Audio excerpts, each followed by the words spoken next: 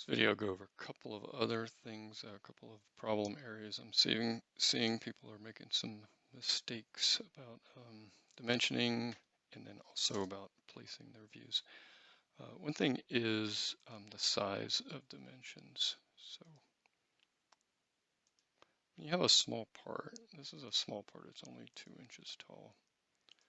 Dimensions look really big, and again, it's just because the part is small.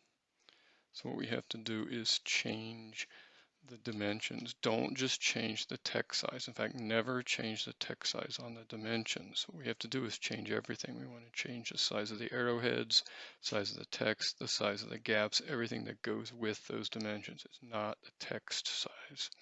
So go annotation, dimension style, modify. And here's how you can remember that. The problem is the dimensions don't fit the sheet. So go up here to the fit tab and then come down here where it says overall scale. And that's the scale, again, of the size of the arrowheads, the gaps, the extension lines, and the text size. If they're too big, you just want to make this smaller.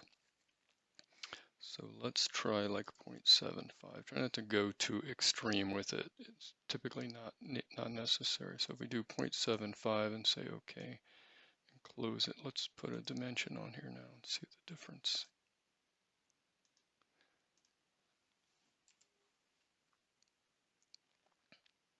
It's better. Part of the problem is the number of decimals on here. So let's fix that first. Dimension style, modify. Again, that's primary units. Typically, we're not going to use 4 decimals. Let's use 2 decimals. So that looks okay. Still probably could bump it down a little bit. Dimension style, modify, fit, and let's make it 0.5, and that should do it. Say OK, close, and it'll update. And that looks pretty good because I still have a fair amount of dimensions to place onto this drawing. I've got to locate these holes and I have to call out the sizes and so forth. Now remember, when you have subsequent dimensions like this, try to line them up.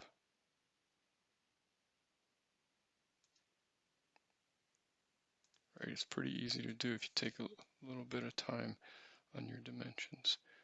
Okay, let's see what else. Oh, text size. So when you put text on the drawing, it's going to go to default text. Now try not to crowd your drawing. Now, I don't have all my dimensions on here yet, but try not to crowd your drawing with your text. Let's create a text box.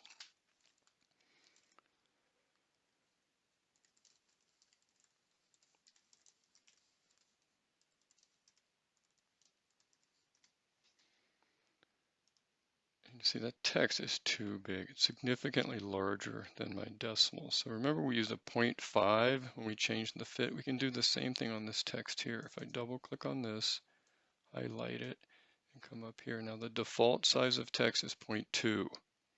That's just the way AutoCAD is. What we need to do is take 0.2 and divide it by 0.5 because remember we scaled this down by 0.5. So that's going to make that number 0.1 and that'll shrink the text down. It'll be much closer in size to your dimensions. That makes more sense than having a giant name or a really dinky size name on there. All right, let's put this on a sheet. So we'll go to layout 1. Now, first thing I want you to do is adjust this border size. Many of you are putting a note that says expand the border because you have this ridiculously small border here. If you click on that border, you can pull that out and up. Now remember, stay away from that hidden line because the hidden line is the limits of the printer if you wanted to print this out. So pull it out maybe halfway toward there, something like that. Gives you a lot more space. Now what we're going to do is bring your cursor inside here, double click somewhere on the white space that's inside that border. Now you can zoom in and out and you can pan if you hold down your mouse. What you want to try to do is center this on the sheet and make it large enough that you can see it and read all the dimensions and so forth. Okay, so that's how the process works. It takes a minute to do it, but again, if you double click inside here, you can zoom and pan. If you double click out here, now I can adjust my border line. Hopefully that helps.